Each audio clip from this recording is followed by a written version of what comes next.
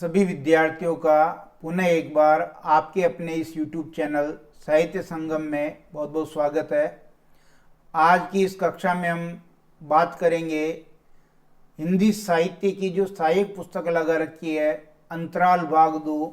इस अंतराल भाग 2 का आपका पाठ है तीसरा और उस पाठ का नाम है अपना मालवा खाऊ उजाड़ू सभ्यता में, जो प्रभाष जोशी का क्या है आलेख है। इस प्रभाष जोशी के द्वारा जो जनसत्ता अखबार है, आप ध्यान दें यहाँ कौन सा अखबार है, जनसत्ता, बहुत इंपॉर्टेंट है। जनसत्ता अखबार में 1 अक्टूबर, क्या तारीख है, 1 अक्टूबर 2006 को जो स्तंभ लेख लिखा गया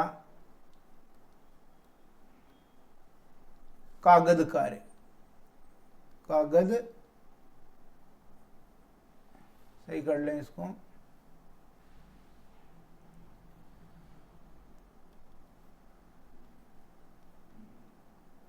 कागद कार्य। इस कागद कार्य नाम के स्तंभ लेख से 1 अक्टूबर 2006 में जो मालवा में जो लेखक ने यात्रा की वो आलेख के रूप में यहाँ पर आपके सामने है। प्रभाष जोशी अच्छे पत्रकार हैं। अपना मालवा खाऊ उजाड़ू सभ्यता में ये उनका एक पाठ है जो आलेख के रूप में है। और हम बात कर रहे हैं कक्षा 12 में अंतराल पुस्तक के पाठ संख्या 3 की। अंत तक आप वीडियो देखेंगे तो जरूर आपको समझ में आएगा। सबसे पहले देख लीजिए, पाठ का नाम ही है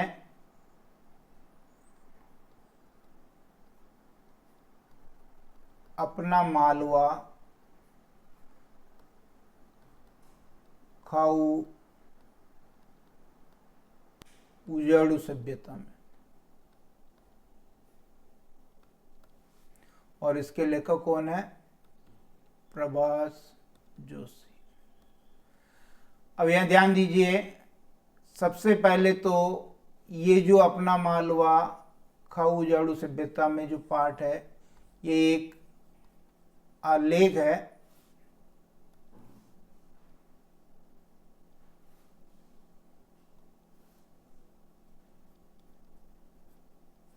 आलेख। अब ये आलेख जो प्रभाष जोशी ने लिखा, एक अखबार निकलता था जनसत्ता। इस जनसत्ता में लेखक प्रभाष जोशी नियमित रूप से स्तंभ लिखते थे, नियमित रूप से स्तंभ लेखन का काम इस जनसत्ता अखबार में करते थे। और जो वो स्तंभ लेखन था उसका नाम था कागद कार्य। इस कागद कार्य नाम से वो स्तंभ लिखते थे। और इस कागद कार्य स्तंभ में 1 अक्टूबर 2006 को जो स्तंभ लेख लिखा था उसी में से 1 अक्टूबर 2006 का स्तंभ लेख का हिस्सा आलेख के रूप में अपने पाठ्यक्रम में शामिल किया गया है, अपना मालवा खाऊ उजाड़ू सभ्यता में। तो इतना आपको ध्यान में होना चाहिए, क्योंकि ये पाठ किस शैली में लिखा गया है, कहाँ से ये लिया गया है, कौन से अखबार में ये प्रकाशित होता था। अब अपने मन में 2 प्रश्न आते हैं कि एक तो मालवा, मालवा क्या है। जब तक हम इस प्रश्न का उत्तर नहीं जान लेंगे ये पाठ हमारे समझ में नहीं आएगा। और दूसरा प्रश्न हमारे दिमाग में आता है कि खाऊ उजाड़ू सभ्यता क्या है, खाऊ उजाड़ू सभ्यता क्या। अगर इन दोनों प्रश्नों के उत्तर हमने समझ लिए तो ये पाठ भी हमारे समझ में आ जाएगा। इसके लिए मालवा को समझने के लिए सबसे पहले हम भारत के नक्शे में चलेंगे। ये भारत का नक्शा जो आप देख रहे हैं इस भारत के नक्शे में ये मध्य प्रदेश वाला हिस्सा देख रहे हैं, मध्य प्रदेश, भारत के मध्य प्रदेश राज्य में जो हिस्सा आप यहाँ से यहाँ तक ये देख रहे हैं, ये आपका मालवा है।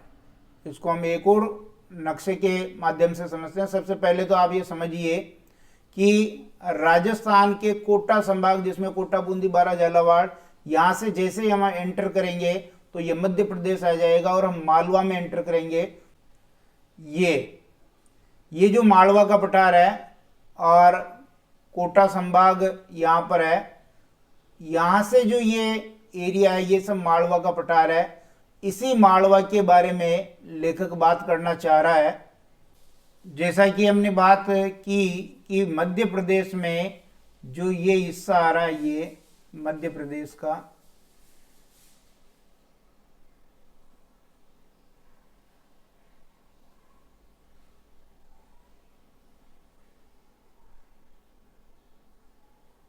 ये हिस्सा, ये आपका क्या है, मालवा है। और इसी हिस्से को यहां पर देखिए अलग से बता दिया है, ये आपका राजस्थान है। इधर राजस्थान में ये कोटा संभाग है, जिसमें कोटा, बूंदी, बारा, झालावाड़ 4 जिले आते हैं। अब लेखक इसी मालवा की बात कर रहा है। ये जो एरिया यहां से यहां तक लेखक ने दिया है,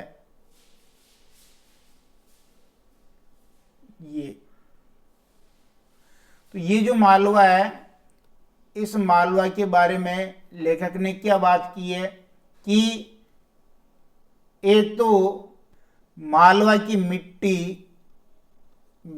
मिट्टी के बारे में बात की है, मालवा में होने वाली वर्षा के बारे में बात की है, मालवा में बहने वाली नदियों के बारे में बात की है, उन नदियों का उद्गम कौन सा स्थान है, उन नदियों का प्रवाह क्षेत्र कौन कौन सा है, और साथ ही बात की है मालवा के जनजीवन की संस्कृति की, मालवा के जनजीवन की संस्कृति की।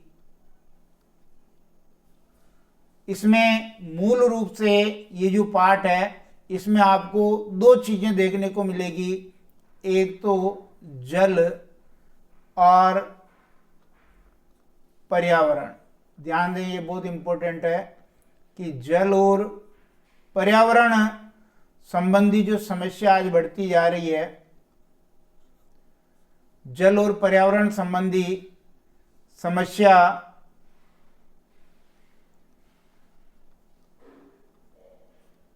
की चिंता लेखक ने व्यक्त की।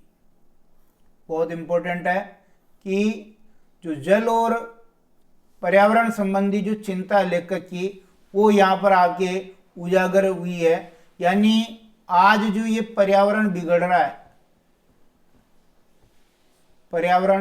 है, तो मालवा भी इससे अछूता नहीं रहा है।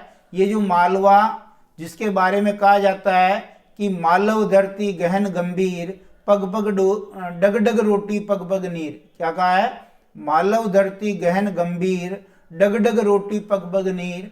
ये जो कहावत मालवा के बारे में कही जाती है, वो जो संपन्न मालवा था, जो हर प्रकार से सुख सुविधा युक्त मालवा था, पर्यावरण के बिगड़ने के कारण उसकी सुख समृद्धि में कमी आ गई है, उसकी संपन्नता विपन्नता में बदल गई है, नदी नाले सब सूख गए हैं और जो पग पग नीर वाला मालवा सूखा हो गया है।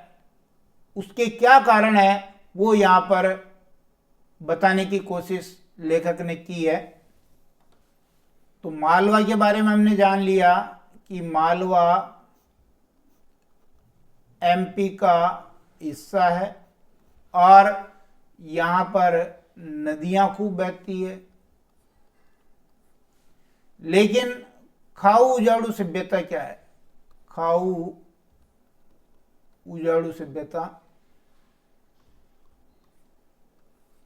ये खाऊ उजाड़ू सभ्यता स्वार्थ के वशीभूत होकर के, स्वार्थ में पड़ करके जो अमेरिका और यूरोप की देन है, अमेरिका और यूरोप की देन है, इस अमेरिका और यूरोप की सभ्यता के कारण, स्वार्थी सभ्यता के कारण इसका अंधानुकरण हमने किया, विश्व ने किया।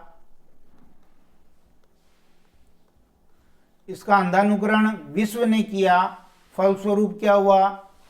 पर्यावरण बिगड़ गया है, पर्यावरण बिगड़ गया है। और पर्यावरण बिगड़ा है तो जो मालवा है वो मालवा भी बिगड़ गया। मालवा जो संपन्नता युक्त था वो भी इस अमेरिका और यूरोप की खाऊ उजाड़ू सभ्यता के कारण बिगड़ गया है। हमेशा हरा भरा रहने वाला, पानी से लबालब रहने वाला मालवा और वहाँ की काली मिट्टी आज प्रदूषित हो गए हैं। तो इसके पीछे लेखक ने जो कारण माना है वो अमेरिका और यूरोप की खाओ उजाड़ू सभ्यता को माना है। खाओ उजाड़ू का मतलब होता है खाओ और उजाड़ दो, यानी उसका संरक्षण नहीं करते हैं। जबकि भारत की जो संस्कृति है उसमें हम प्रकृति को पूजते हैं, प्रकृति को हम मानते हैं। यहां पर मुख्य रूप से यही चिंता प्रभाष जोशी की यहां अभिव्यक्त हुई है। और इस अमेरिका और यूरोप की खाओ उजाड़ू सभ्यता के कारण जो विकास की जो औद्योगिक सभ्यता है, विकास की जो औद्योगिक सभ्यता है वो उजाड़ की अपसभ्यता बन गई है, अपसभ्यता बन गई है। ये लेखक की चिंता इस पाठ में हमारे सामने निकल करके आई है। और ये समस्या केवल मालवा की नहीं है, ये सार्वभौमिक हो गई है, पूरे विश्व से संबंधित हो गई है। क्योंकि पर्यावरण किसी एक देश का नहीं है, पूरे विश्व का है। और पूरे विश्व की जिम्मेदारी है कि उस पर्यावरण को सुरक्षित रखा जाए, उसको बचाया जाए, ताकि पर्यावरण बचेगा, मालवा बचेगा, देश बचेगा और विश्व बचेगा। इस पाठ का सारांश भी अब हम आगे देखेंगे।